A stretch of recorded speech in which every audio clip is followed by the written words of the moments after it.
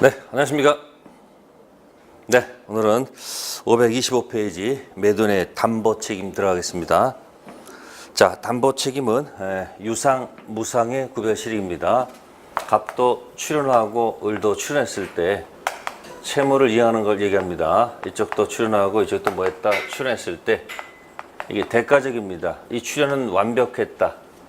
이쪽 출연 만약에 완벽하지 않고 이쪽 출연 만약에 완벽했다. 즉 이쪽은 대금을 지급 완벽히 했는데 이 재산권 이전했는데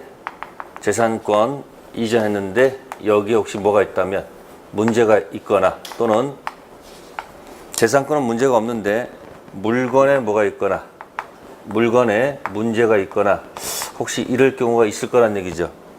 나는 돈을 완벽히 줬는데 혹시 파는 사람이 재산권 권리에 뭐가 있거나 권리에 하자가 있거나 또는 물건에 뭐가 있거나 하자가 있다면 당연히 산 사람 입장에서는 당연히 책임을 물을 수밖에 없습니다. 자, 이런 책임을 우리는 뭐라 한다? 매도인의 무슨 책임이다? 매도인의 뭐다? 담보 책임이다 라는 타이틀을 가지고 시작됩니다. 그래서 담보 책임은 크게 무슨 하자하고 권리 하자하고 무슨 하자, 물건 하자로 나눈다는 거 기억하시면 돼요. 그래서 권리 하자는 자, 거기 보시면 이제 페이지 넘기시면 권리 하자 해가지고 이제 쭉 나오는 것이 527페이지 몇 페이지요? 페이지 527페이지에 권리 하자가 나옵니다. 그 권리 하자가 기본적으로 세 가지를 기본으로 따시면 됩니다. 첫 번째가 뭐냐면 권리 전부가 타인 겁니다. 타인 것일 때 악의 매수인이 자, 선의는 신경 쓰지 마시고요. 악의 매수인이 할 수 있는 게 뭔가 봤더니 악의 매수인은 계약 해제권은 있더라. 그런 얘기예요. 해제해서 돈 돌려받을 수 있다는 얘기고 그러나 알고 샀기 때문에 손해배상은 청구할 수 없다. 이렇게 규정되어 있고요. 두 번째는 권리 일부가 타인 겁니다. 자, 권리 타인 것을 취득해서 넘겨주면 되는데 못 넘겨준다. 그럼 설령 알고 샀다 하더라도 못 넘겨주는 것만큼 대금 감액을 청구할 수밖에 없다는 거죠. 돈 돌려받는다는 얘기예요. 그러나 해제 안 되고 또 선배 안 됩니다. 자, 조문에 그렇게 규정되어 있고요. 세 번째는 수량이 부족한 경우입니다. 수량이 면적이 부족하다 또는 일부 멸시는 경우입니다.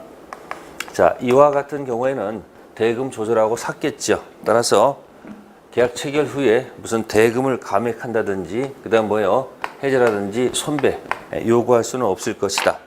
그래서 여기 페이지 527페이지서부터 권리 전부, 다음 페이지 권리 일부, 그 다음 페이지 529페이지 수량 부족. 다른 데 신경 쓰지 마시고요. 악의 매수인이 할 수 있는 것들을 생각하시면 됩니다. 그래서 요 선 따라서 들어가면 여기 X가 1, 2, 3로 떨어진다는 얘기죠.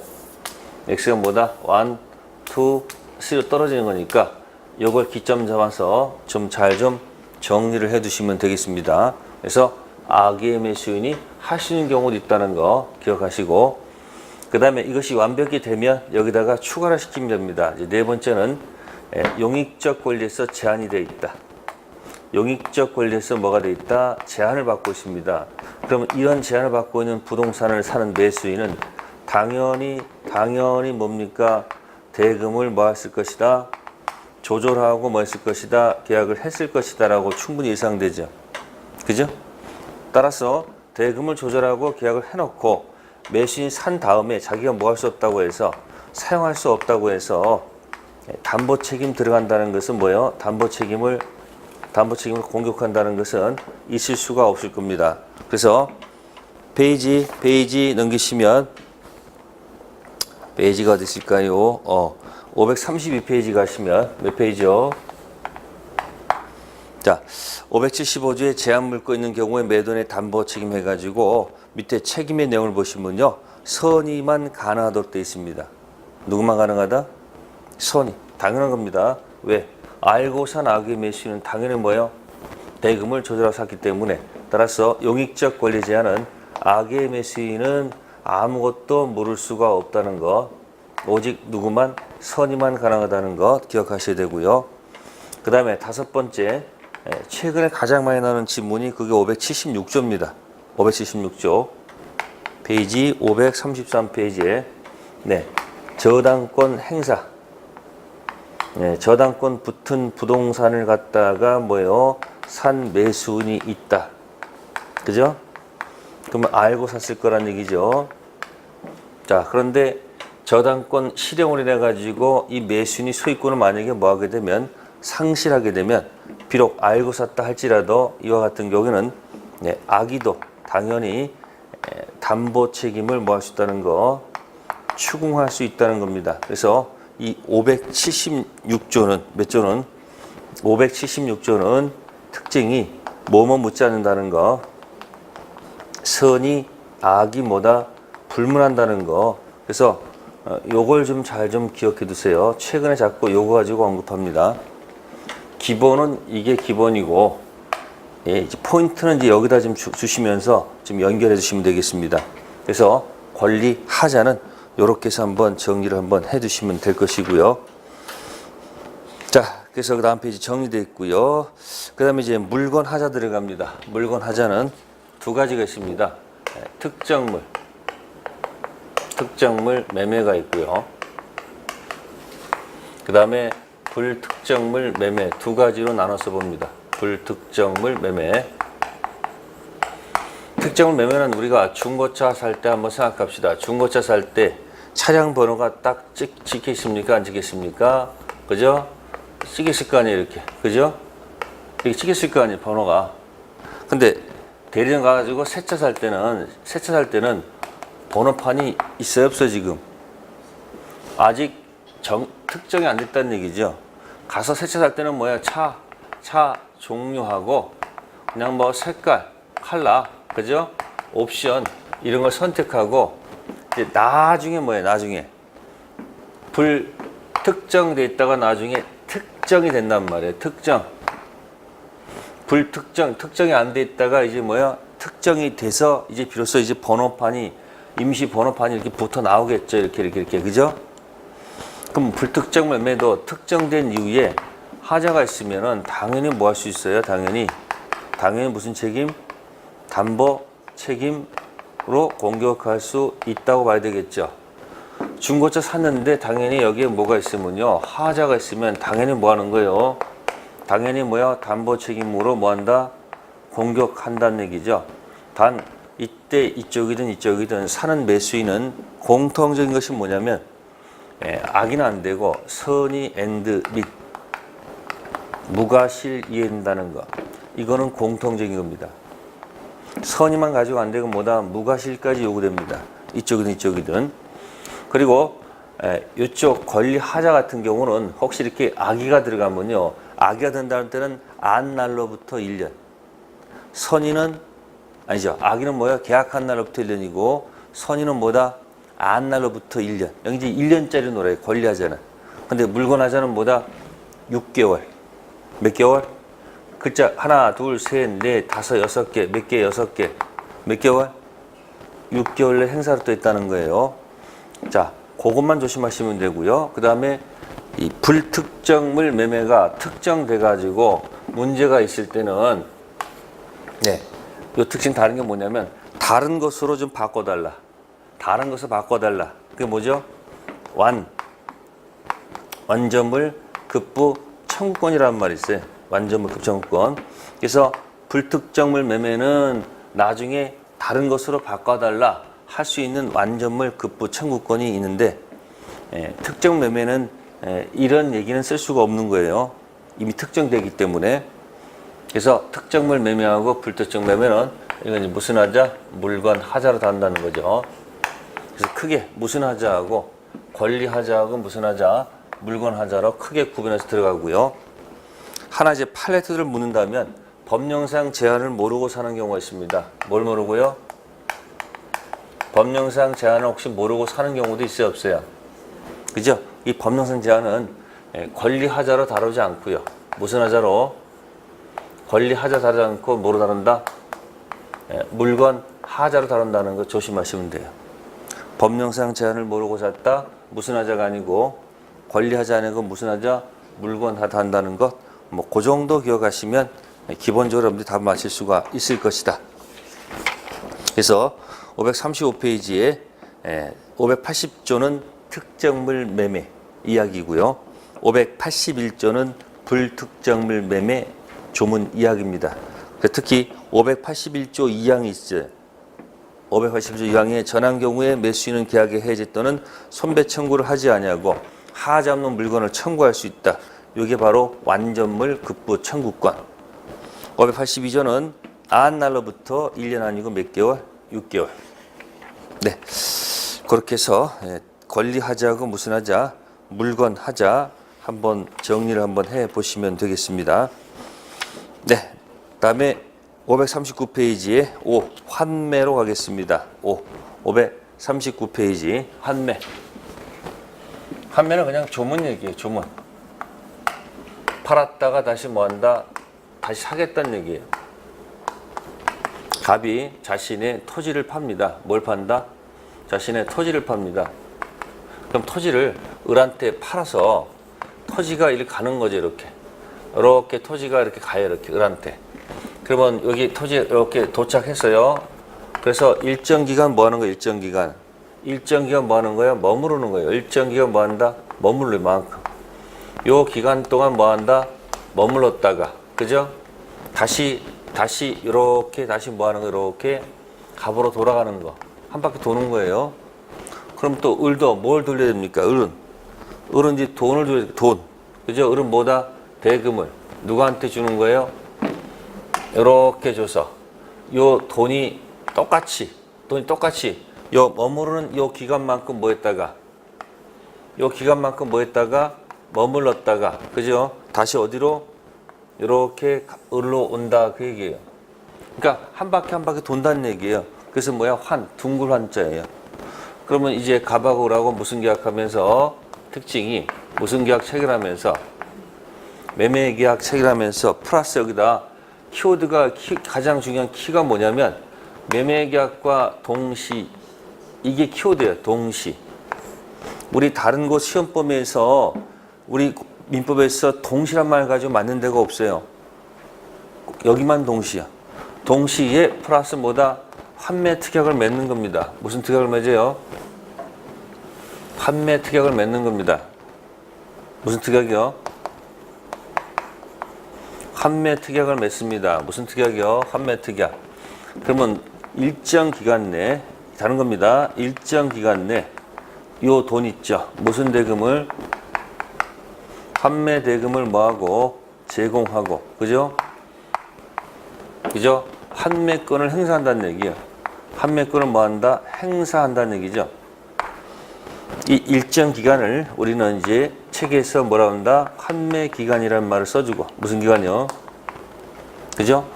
그럼 환매 기간은 부동산하고 뭐가 있어요? 동산 있으면 부동산은 5년, 동산은 3년? 맞는 거 모르겠네? 부동산은 5년? 맞죠? 부동산은 5년, 동산은 몇 년? 3년 범위 내에서 부동산은 3년이고 부동산은 5년이고 동산은 뭐다? 3년. 이 범위에서 결정하면 됩니다. 그리고 이 기간을 한번 정하면, 기간 한번 뭐 하면, 기간은 절대 연장할 수가 없다는 거, 연장 불가라는 거. 참 뻑뻑합니다, 여기. 그죠? 동시성 요구되죠. and 기간 절대 연장할 수 없죠. 그래서 환매는 뭔가 굉장히 뭐다? 엄격하다는 생각을 가지시면 다 맞을 거예요. 그래서 일정 기간 내, 자, 환매 대금을 제공해야 됩니다. 그럼 환매 대금 뭘까? 환매 대금은 을이 부담한 매매 대금. 을이 부담한 무슨 대금? 매매 대금 플러스 이거 계약 하나로 들어간 부수적인 매매 비용들이 있어요. 그런 매매 비용. 요 두 가지가 환매 대금이에요.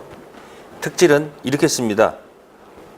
이 기간 동안 머무르는 동안 이 부동산에서 혹시 차임이 나올 수 있거든요. 차임.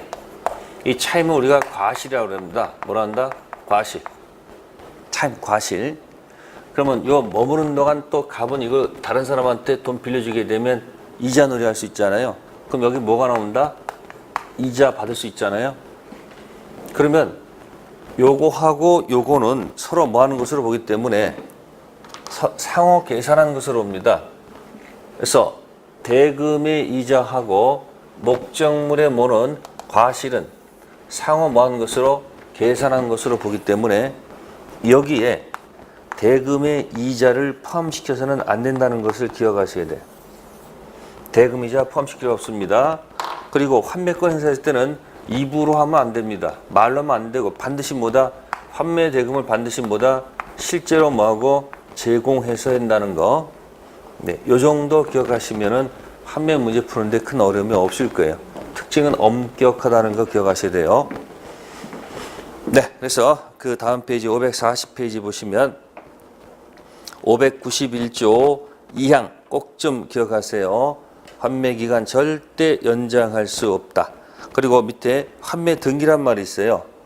자, 환매 대상이 동산일 때는 뭐 등기란 말은 쓰지 못하겠지만 만약에 환매 대상이 뭐라면 부동산이라면 등기를 하게 되면 제3자한테 뭐 할 수 있다? 대항할 수 있다는 거. 그다음 우측에 594조 1항 체킹하셔야 되겠죠. 매도인은 그 기간 내 대금과 매매 비용을 매수인에게 제공하지 아니하면 환매할 권리를 잃는다.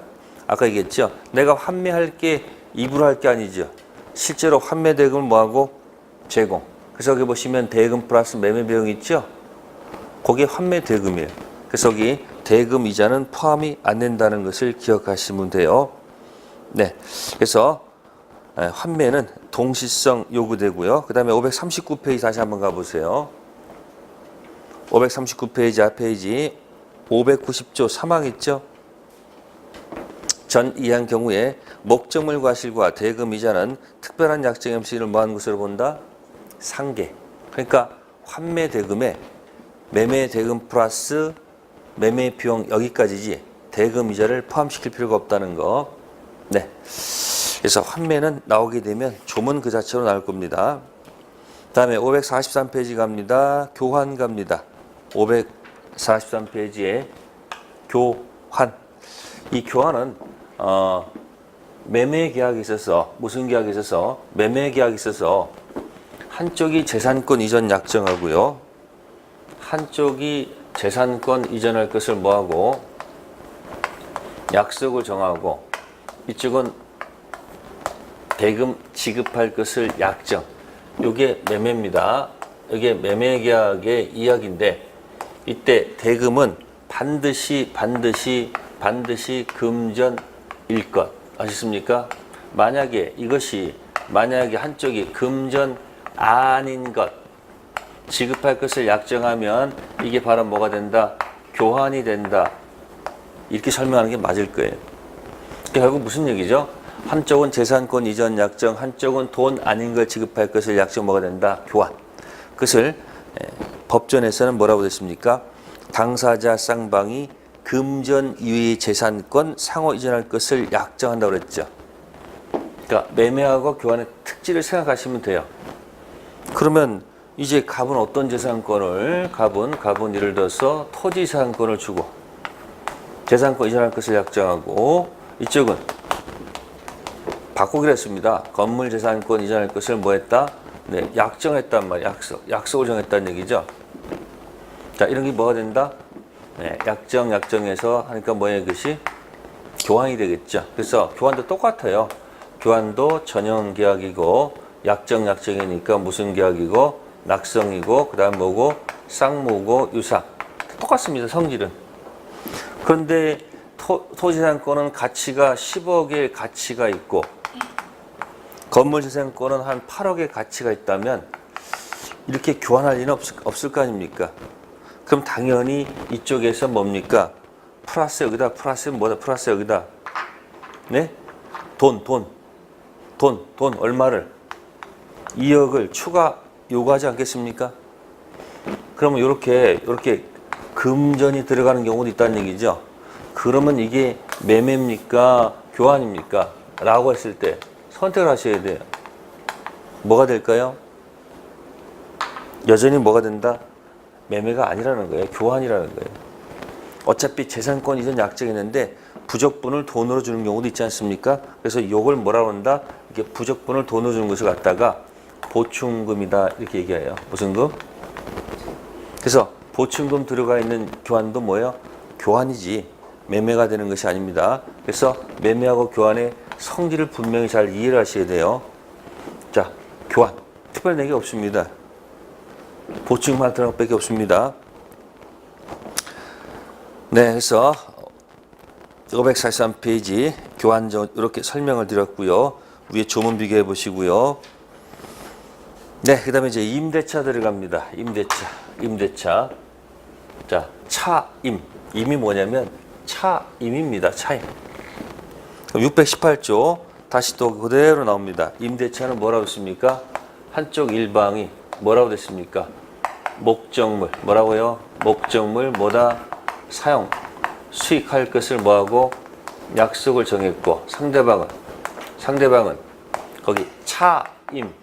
지급할 것을 뭐 했다? 약정해서 뭐가 됐다? 임대차가 된 거죠. 임대차가 되면 각자 뭐가 생긴다? 효력이 생긴다 이렇게 됐단 말이에요. 그러면 이거 618조 이 조문 하나 가지고 뭐 하는 거예요? 이야기를 풀어갈 수밖에 없는 거죠. 그죠? 그러면 이게 618조인데 똑같아요. 법적 성질은 뭐 여기 전형계약이고 낙성계약이고 쌍무금 뭐다? 유상은 변질이 없습니다. 그러면 이제 약정했어요. 그러면 여기서 물어볼게요. 보증금이란 말은 없죠. 그죠? 그러니까 보증금 지급은 뭐가 아니다? 요소가 아닙니다. 다음, 차임은 반드시 돈일 필요 없습니다. 이건 뭐다? 금전 아닌 것도 상관없다는 거예요. 시골에서 공물을 주는 경우도 있단 말이에요. 그러니까 차임은 금전에 하나지 않습니다. 근데 매매 대금은 반드시 뭐다? 금전에 하나입니다. 네. 그 다음에 효력이 생깁니다. 그럼 갑은 어떤 채권이 있을까요? 반대 거 뭐 주세요? 뭐 주세요? 차임 채권적 효력이 생길 것이고 이쪽은 목적물 뭐야? 사용 수익을 요구하는 채권이 생길 거 아닙니까? 요 목적물 사용 수익 채권을 갖다가 법률 용어로 고친 말이 임차권이다 이렇게 표현하는 거예요. 무슨 권? 임차권. 그럼 이 임차권은 물건이 아니고 뭐다? 물건이 아니고 뭐다? 채권으로 구성되어 있다는 얘기예요. 그럼 이제 이건 차임 채권이 있을 것이고 그럼 가운한테 주로 받는 게 뭐예요? 차임 채권이니까 여러분들 여기서 뭐 있어? 나중에 나올 게 뭐예요? 차임, 뭐 증감, 청구권 이런 얘기 나올 것이고 그 다음에 차임을 만약에 뭐하면 연체하면 예? 그래서 2기 이상 연체하게 되면 주인이 뭐야? 나가라. 그래서 뭐 당할 수 있고 해지 당할 수 있고 뭐 그런 것들이 뭐 이야기가 나오겠죠. 그 다음에 여기 이제 사용수익권 요구하는 거니까 그럼 수선 유지는 누가 해야 되는 겁니까? 수선 유지는 갑이 해야 돼요? 을이 해야 되는 거예요? 을할표 갑이 해야 되는 거예요. 그러면 수선 유지에 들어가는 이 비용을 만약에 을이 만약에 이 비용을 만약에 뭐 했으면 지출했으면 당연히 갑한테 뭐요? 상환을 당연히 요구하는 것이 맞지 않을까요? 그래서 뭐가 있다? 예? 임차인은 무슨 비를 청구할 수 있다? 필요비를 뭐요? 상환을 청구할 수 있다 없다? 있다는 얘기가 나올 수밖에 없는 겁니다. 그리고 임차권은 물건이 아니고 뭐이므로 채권이기 때문에 임차권을 뭐 할 때는 임차권을 뭐 할 때는 양도할 때는 내 마음대로 못 해요. 그래서 누구의 동의를 얻어야 돼요? 갑의 동의를 얻어서 할 수밖에 없다는 얘기예요. 자, 이게 전부 다 어디서 온 거예요? 채권에서 전부 다 오는 얘기다 그런 얘기예요. 어디서 온다고요? 채권. 네, 이런 기본적인 내용들이 들어가 있습니다. 자, 그럼 가볼까요? 그래서 545페이지에 임대차 의에 보시면 1. 성질 기억하셔야겠죠? 낙성, 유상, 쌍무. 그 다음에 임대차 성립 1. 합의만으로 성립하며 자, 그 다음에 목적물 적어도 임대차의 복질적 요소인 목적물과 차임은 반드시 정해야 되겠죠? 두 번째, 임대차 목적물은 물건이죠? 전세권 목적은 물건 중 동사는 안 되고 부동산이었는데 임차권 대상은 뭐다? 물건. 세 번째, 임대인은 임대는 소유권이나 또는 그것을 처분할 권한을 가지고 있어야 하는 것은 아니죠. 타인 소유물도 임대차 성립시킬 수 있죠. 타인 권리 매매가 유효이듯이 타인 물건 임대차도 유효하다. 네 번째, 차임지급은 요소다. 차임은 금전하지 않는다는 거. 자, 그 정도 기억하시면 되겠습니다. 네, 다음 페이지 소비대차, 사용대차는 생략하겠고요. 물권화도 생략하겠습니다. 자, 549페이지 갑니다. 임대차 존속기간. 무슨 기간이요? 기간. 자, 존속기간. 임대차 존속기간. 존속기간. 네, 과거에는 최장기 제한이 있었습니다. 근데 위헌 판결을 해가지고 이것이 삭제가 됐습니다. 그래서 기간 제한 받지 않고 정할 수 있다. 그런 얘기고요. 그 다음에 최단기 제한은 없습니다. 최단기 제한은 없습니다. 결국 무슨 얘기입니까? 기간 제한 없이 정할 수 있다. 그렇게 생각하시면 되고요. 그래서 밑에 약정하지 않은 경우는 이쪽 저쪽 통고할 수 있다. 해볼까요?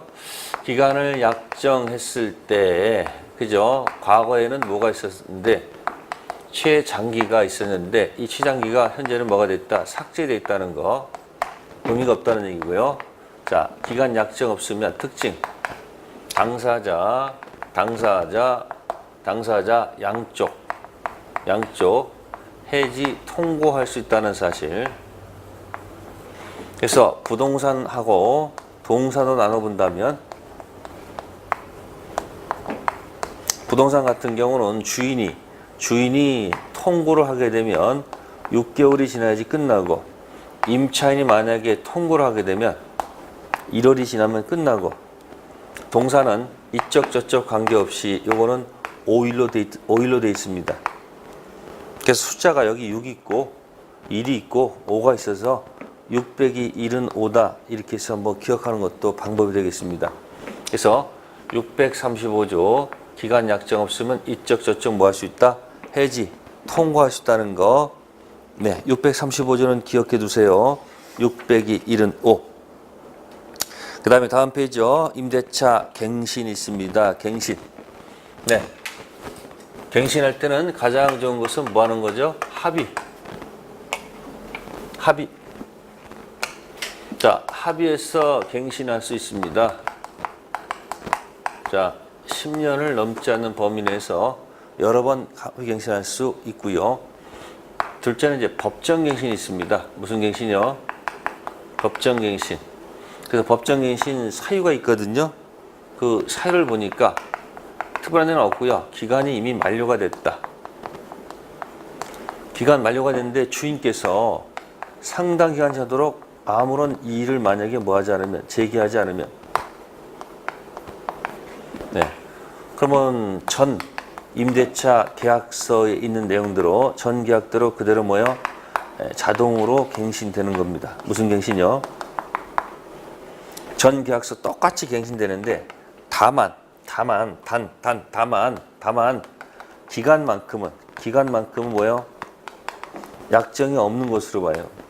그래서 갑도 뭐 할 수 있고 통고할 수 있고, 을도 뭐 할 수 있다? 통고할 수 있다. 그래서 부동산 같은 경우는 아까 제가 여기 6 빼기 1은 5라고 그랬잖아요. 그래서 주인이 나가라면 6월이고 임차 나가면 몇 월이다? 1월. 동사는 5일이죠. 그래서 지금은 동사는 필요가 없겠죠. 그래서 지금은 이 법정갱신은 이 통고하고 연결되어 있다는 것을 기억할 것. 무슨 갱신은? 법정갱신은 여기 여기 해지 통고 있죠. 이 말하고 꼭 붙어 다닙니다. 그래서 법정갱신 되면 끝에 꼭 통고란 말이 있다는 거 기억하시면 돼요. 그래서 아까 제가 요거 기억하라는 이유가 그거예요. 자동갱신 되면 일로 갑니다. 아시세요? 해지 통고 이야기를 했고요. 묵시갱신 한 번쯤 기억하시고요. 자, 그 다음에 우측에 처분 능력 없는 권한 없는 자 단기 임대차는 생각하겠습니다. 그다음에 임대차 효력 들어가서 임대인의 권리 이런 거예요. 임대인의 권리는 임차인의 뭐로 작용하고요? 의무로 작용하고요. 거꾸로 임대인의 의무는 뭐예요? 임차인의 권리로 전환되는 거니까 상반된 이야기죠. 자, 552페이지 가보세요. 임대인의 세 가지 의무가 있어요. 주인의 3대 의무가 있습니다. 주인의 3대 의무. 자, 이건 여기서 했어요. 아까 목적물을 사용 수익을 요구할 권리가 있다고 그랬잖아요.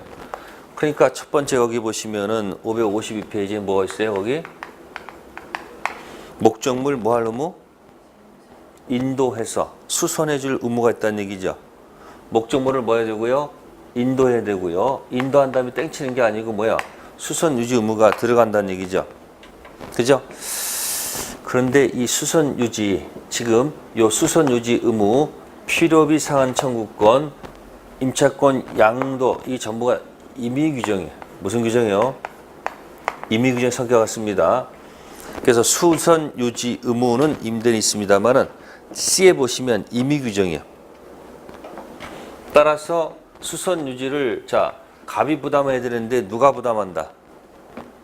갑이 부담하지 않고 을이 부담한다. 이렇게 특약을 맺으면 이 특약은 뭐하다? 유효해요. 단 이 특약도 어디까지 대수선은 아니고 어디까지 소규모 수선 여기까지만 특약이 유효하고요. 대파선 수선 의무는 누구한테 있다? 여전히 주인한테 있다. 그 C하고 D를 좀 다시 한번 읽어주세요. 수선 의무 면제 특약 유효해요. 그러면 임차인이 수선해야 돼요. 단 수선 의무도 대규모 수선, 대파선 수선은 여전히 누구의 의무다? 임대인이 해줘야 됩니다. 그래서 이거는 소규모 수선까지만 특약이 유효하다는 얘기고요. 자, 우측에 방해 제거 의무가 있죠? 네, 간단합니다. 주인은 첫 번째, 을한테 목적물을 뭐 해야 되고요? 인도해 줄 의무가 있고, 또 인도하고 땡치는 게 아니고 존속 중 뭐야? 수선 유지할 의무가 있고요. 또 임차인이 방해가 되면 적극적으로 나서 가지고 방해 뭐 할 의무가 있다? 제거할 의무가 있는 거예요. 이건 임대인의 당연한 의무입니다. 어디서 오는 거다? 목적물 사용 수익을 을이 갑한테 요구할 수 있는 거니까 갑은 인도해주고 또 존속 중 수선할 의무가 있고 또 이 사람이 사용할 수 있도록 적극적으로 나서서 방해 제거할 의무가 있다는 얘기예요. 네, 다음에 553페이지 임차인의 권리가 있습니다. 그래서 3번에 1번이 임차권 타이틀 별표해 두시고요. 그 임차권이 바로 뭐예요? 목적물 무슨 권? 네, 사용 수익권인데 이걸 물권을 구성하지 않고 채권에 있다는 거. 채권에 있다는 겁니다. 네, 그 다음에 넘기셔가지고 이제 임차권의 대항력이 있습니다. 네, 이건 다른 거 아니고요. 채권이기 때문에 굉장히 사용하는데 뭐예요? 불리합니다. 그래서 채권을 물권화 시켜줘서 좀 보호를 해보자 하는 얘기예요. 그래서 채권이 등기가 안 돼 있으면 이건 순수한 뭐다? 순수 채권이에요. 아셨습니까? 그래서 이 채권을 만약에 등기를 할 수 있다고 등기를 하게 되면 물권화 시켰다 그런 얘기예요. 그러면 제3자에게 뭐 할 수 있다? 대항할 수 있는 기회가 주어지고요. 그래서 여기 몇 조? 621조에서 그 말이 나와 있는 거예요. 근데 그거는 주인이 동의를 해줘야지 등기사항입니다. 비교할 게 뭐냐면 물권법의 물권법의 무슨 권은 전세권은 머스트 등기 뭐라고요? 근데 채권의 무슨 권은요? 채권의 임차권은 영어로 하면 can 등기다 이렇게 표현할 수 있는 거예요. 그러니까 등기를 안 해준데 등기 가능성은 있다는 얘기예요. 그래서 만약에 등기되면 이것도 족보니까 제3자에게 뭐 할 수 있다? 대항할 수 있다. 근데 실효성은 별로 없다는 얘기예요. 자, 두 번째는 이겁니다. 토지를 뭐 했는데 임대차에서 이 토지 임차권을 등기를 안 했어요. 등기는 안 했지만 건물을 뭐 해서 신축해서 건물을 뭐 했다? 등기했다면, 그러면 이렇게 해서 빈 토지에 대해서 을이 건물을 신축했다는 얘기예요. 그러니까 임차권은 등기하지 않았다. 근데 건물 신축 등기를 7월 1일 날 한 이후에 갑이 돈이 필요해서 여기다 저당권을 붙여서 등기 대출 받을 수도 있어요, 없어요? 있습니다. 그러면 이때는 이 건물 등기 족보가 토지 등기 족보보다 빠르기 때문에 혹시 이 토지가 뭐로 넘어가서 경매로 넘어가서, 그죠? 새로운 주인 병이 나타나게 되면 이게 빠르기 때문에 이자한테 뭐 할 수 있다? 대항할 수 있다. 예, 그게 밑에 622조입니다. 몇 조요? 622조. 그래서 이런 식으로 해가지고 뭐예요? 물권화, 물권에 접근시키는 현상을 얘기합니다. 네, 그 다음에 이제 제일 중요한 점은 626조가 나왔습니다. 임차인의 무슨 청구권? 상한 청구권. 아까 있었습니다. 수선 유지는 갑이어야 됩니다.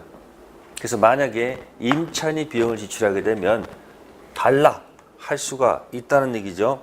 네, 아까 그래서 수선 유지가 뭐다? 필요비.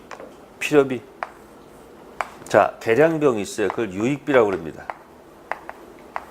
그래서 계약관계니까 필요비는 지출 즉시 상한을 요구할 수 있다는 거 꼭 좀 기억하셔야 되고요. 유익비는 즉시가 아니고 뭐다? 계약이 종료 후 들어가야 돼. 차겠습니다. 필요비는 지출 즉시, 유익비는 뭐다? 종료 후 요구할 수 있다는 것 626조 기억하시고요. 유익비 청구 들어가게 되면 계산을 해야 됩니다. 그래서 누가 계산한다? 임차인이 계산해야 됩니다. 지출, 금액 또는 뭐다? 증가액. 그래서 선택은 누가 할 것이다? 임대인이 선택할 것이다. 그런 얘기예요. 자, 그런데 혹시 마지막 데드라인 이런 걸 청구하지 않고서 목적물을 그만 뭐 했을 때 반환했다면, 반환했다더라도 반환 날로부터 몇 개월? 6개월 내 청구할 수 있다는 거. 몇 개월? 6개월. 원래는 지출 즉시 종료 후 들어가는데 이런 걸 청구하지 않고 그냥 목적물을 반환하는 경우도 있거든요. 그럼 반환했다 하더라도 뭐예요? 6개월 내 행사할 수 있습니다. 6개월이 왜 6개월일까요? 글자 개수 생각해 보세요. 필요비하고 무슨 비다? 하나, 둘, 셋, 넷, 다섯, 여섯. 몇 개? 6개. 626조 한번 비교해 두세요. 그래서 우측에 555페이지에 쭉 가시다가 거기 보시면은 디귿 있어요. 디귿. 반환 받은 날로부터 6개월. 자, 그리고 이 필요 유익비 가지고 잘하면 이걸 이제 점유증 발생한 채권이기 때문에 무슨 권? 유치권 행사할 수도 있다는 거. 무슨 권? 유치권 할 수 있습니다. 그리고 이 626조는 강행 규정이 아니고 무슨 규정? 임의 규정. 그래서 채권 이야기는 임의 규정 기억하면 답이 떨어질 거예요. 채권 이야기는 무슨 규정? 임의 규정. 비용상한 청구 한번 생각해 보세요. 네. 그래서 일단 거기까지 이야기가 이제 얘기됐고요. 557페이지 가시면 이제 건물 임차인에 뭐가 나오죠? 부속물 매수청구권이 나와요. 무슨 청구권이요? 그럼 이제 부속물이 있고요. 그다음에 또 하나 뭐가 있냐면은 지상물이 있어요. 뭐하고 뭐요? 자, 그럼 여기 부속물은 건물 임차인이라고 돼 있죠. 그럼 옆에다 써보세요. 비교가 뭘까요? 토지 임차인은요, 지상물 매수 청구권 이렇게 해야지 말이 맞습니다. 그러니까 매수 청구권이 두 가지예요. 뭐하고 뭐? 무슨 물? 지상물하고 뭐다? 부속물. 그래서 건물을 갖다가 빌려줬을 때 건물 임차인이 건물을 사라 마라 하는 것은 말이 안 되잖아요. 그러니까 임차는 뭐요? 건물에 부속시킨 물건을 얘기해야 되겠죠. 그래서 뭐다? 부속물 뭐다? 매수 청구권 이야기를 가지고 놀아야 되고요. 토지를 만약에 뭐 했으면 임대차 했으면 토지 임차인이 여기다 건물을 뭐 했을 거예요? 이렇게 신축했을 거 아니에요. 그러면 토지 임차인은 이 건물을 갖다가 여기에다 살아갈 거 아니에요. 그러니까 건물은 뭐죠? 이때는 지상물 뭐다? 매수 청구권. 그러니까 건물 주인이 있고 빌려 쓰는 을이 있어. 그죠? 토지 소유자가 있고요. 임차인이 있으면 이 건물은 누구 거예요, 이건? 갑거니까 이걸 사람 말은 말이 안 되고 이 건물에 부속시킨 물건을 얘기해야 될 것이고, 여기는 이 건물이 누구 겁니까? 을 거니까 이 토지 주인한테 이 건물을 뭐 하셔? 사러 이렇게 얘기할 수 있잖아요. 그래서 뭐하고 뭐를 구별하셔야 돼요? 네? 부속물하고 뭐하고 지상물을 먼저 비교가 돼야 돼요. 그래서 부속 매수권을 가보니까 이렇게 됐더라고요. 그래서 어떻게 되냐면 동의를 얻었거나 뭐였거나 또는 산 경우, 그러니까 건물 임차인이 동의 얻어서 부속시켰거나 누구의 것을 이 주인의 부속물을 뭐 한 경우 샀을 때 그때 비로소 뭐다? 부속 매수권권 들어갈 수가 있다는 얘기예요. 지상물 매수권은 이거는 단계가 있어요. 단계가 뭐냐면 먼저 기간이 만료가 돼야 돼. 뭐가? 기간이 만료가 돼서 토지 임차인이 한 번만 더 갱신을 해 주십시오. 요구를 해야 돼요.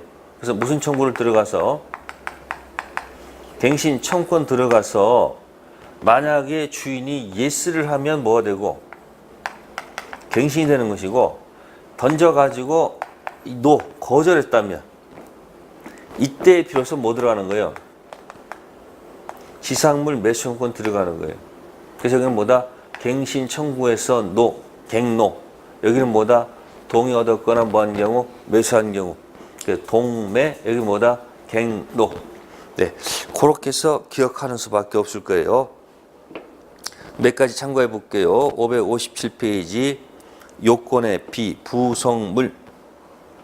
부속물이란 건물에 부속된 물건으로 임차인 소유에 속하고요. 건물의 구성 부분으로 되지 아니한 것으로서 건물상의 객관적 편익을 가져오는 물건. 따라서 부속된 물건이 오로지 임차인 특수 목적에 사용하기 위하여 부속된 것일 때는 이에 해당하지 않는다. 한편 임대인의 동의를 얻어서 부속시킨 것이거나 또는 임대인으로부터 매수한 경우에 해당하는 것이 되겠습니다. 그 B번을 잘 좀 기억하시고요. 그 다음에 디귿의 B 체킹하세요. 디귿의 B 똑같습니다. 이거든 을한테 잘못이 있는 경우, 뭐가 있는 경우? 귀책 사유, 특히 차임 연체로 만약에 뭐 당한 경우에는, 해지 당한 경우에는 인정해서는 안 됩니다. 아셨어요? 자기 할 도리를 하고 됩니다. 차임 연체로 해서 만약에 해지 당했다. 자기 할 도리를 못 했잖아요. 그럼 무슨 청구권? 매수 청구권 행사할 수 있다 없다? 없다. 그 다음에 이 청구권은 글자는 청구권이지만 청구권은 실질은 뭐다? 형성권의 의미를 갖습니다. 무슨 권이요? 형성권. 일방적으로 치고 들어간다는 얘기예요. 따라서 갑 동의 없이 뭐 없이요? 갑 동의 없이 그대로 일방적으로 뭐가 된다? 일방적으로 매매가 형성되는 거예요. 아셨습니까? 던지면 상대방 예스노가 없어요. 무조건 일방적으로 들어가기 때문에 사야 됩니다. 사야 됩니다. 따라서 사야 된다는 거. 무슨 권? 형성권. 그 다음에 부속물 가지고 유치권 인정 안 됩니다. 지상물 가지고도 유치권 된다 안 된다? 안 됩니다. 글자가 안 맞아요. 안 맞죠? 단 매매가 된 후, 뭐가 된 후? 서로 주고받는 건 무슨 관계에 들어간다? 무슨 관계? 동시행 관계. 매매가 됐으면 서로 주고받는 것은 동시행이 될 거 아닙니까? 여기도 마찬가지. 유치권은 안 되지만 갑과을세에서 무슨 관계? 동시행 관계로 들어간다는 거. 그래서 다음 페이지 보시면 맨 꼭대기에 동시행 관계 있다. 그리고 이 청구권들은 전부 다 뭐야? 이런 규정들은 강행 규정의 성격을 갖습니다. 무슨 규정이요? 매수권은 전부 다 가행 규정이야. 아까 채권 이야기는 임의 규정이었는데 매수권은 무슨 규정? 가행 규정. 다음에 558페이지 지상물 매수 청구권. 자, 밑에 보니까 한자 들어가 있네요. 해지 통고하고 해지가 있네요. 해지 통고하고 뭐하고? 해지. 차이가 뭘까요? 차이가 뭘까요? 자, 이익이 연체했다. 뭐 했다고요? 이익이 연체당해서 해지 당했습니다. 그러면 이건 을한테 뭐가 있는 거예요? 잘못이 있는 거죠. 그죠? 근데 기간 뭐가 없어서, 기간 약정이 없어서 뭐 당했다? 무슨 통고? 해지 통고 당했어요. 그럼 을한테 그건 귀책사가 없는 거예요. 그래서 귀책사가 있을 때는 아까 얘기했죠. 매수 청구권, 매수 청구권 못 던진다고 그랬죠. 근데 잘못이 없는 경우는 매수 청구권 던질 수 당연히 있지 않겠습니까? 그래서 글자 조심하셔야 돼요. 해지인지 뭔지, 이게 해지인지 해지 통과 붙은 건지를 한번 조심해서 봐야 된다는 얘기예요. 네, 그래서 그거 좀 조심하시고요. 559페이지 C. 지상 건물이 객관적 경제적 가치가 있는지 여부는 묻지 않습니다. 객관적 가치 여부를 묻게 되면 또 가치가 있다는 걸 입증해야 되기 때문에 임차인이 불리합니다. 그래서 경제적 가치 묻지 않는다는 것. 네, 그 다음 밑에 D 마찬가지 무슨 규정? 강행 규정. 네, 읽어보시면 됩니다. 자, 그 다음에 또 560페이지 가면 리을의 B 했습니다. 똑같습니다. 동시인 관계 있다는 거. 아까 제가 청구가 가지고는 유치권 안 되고 매매가 되면 서로 주고받는 것은 무슨 관계다? 동시인 관계로 들어가겠습니다. 네, 560페이지에 부속물 매수권하고 비용상권 딱 규정 조문도 있으니까 한번 비교해 보세요. 네, 그 다음에 넘기셔가지고 560페이지에 차임 증감 청구권, 형성권입니다. 무슨 권? 형성권. 특징이 있습니다. 일부가 멸실했을 때 임차인 귀책 사유 없이 일부가 멸실됐습니다.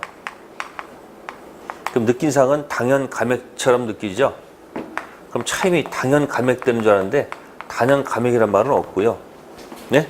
별도로 뭐 해야 된다? 감액 청구를 해야 된다는 거예요.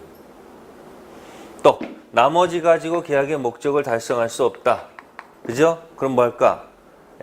당연 해지된 줄 알았는데 당연 해지는 말은 없어요. 별도로 뭐 해야 된다? 별도로 뭐 해야 된다? 해지해야 된다는 거죠.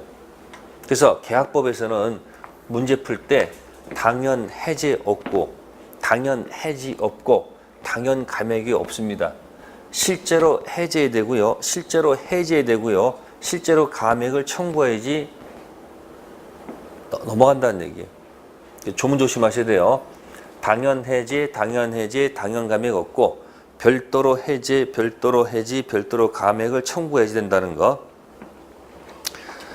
다음 563페이지 차임 연체 2기라고 돼 있네요. 몇 기가 아니고 3기 아닙니다. 그래서 일반법 임대차 2기, 주택 임대차도 2기입니다. 근데 상가 임대차는 3기입니다. 상가 임대차는 몇 기? 3기. 자, 해지 사유가 되겠습니다. 다음 페이지 또 넘기시 마찬가지 임차물 보관 의무는 선관주의 의무 있다는 것. 유치권자도 선관주의, 임차인도 무슨 주의? 선관주의가 있다는 거 체크하시면 되겠습니다. 네, 잠시 쉬었다가 하도록 하겠습니다.